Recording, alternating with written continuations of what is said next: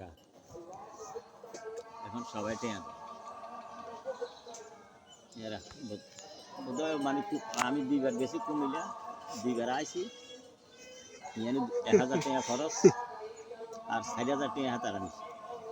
এখন 5000 টাকা সব কিছু দেখবে আর কি কইব তুই যে ডাইরেক্ট কি কও এটা তুই ক বাঞ্জাটা তুই ক কি কও না আই হারি গেছি তো আয় তুই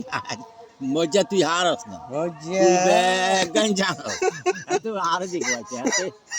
ধমক ন খায় তুই আঙ্গবাই শতান কাল না কি কইছে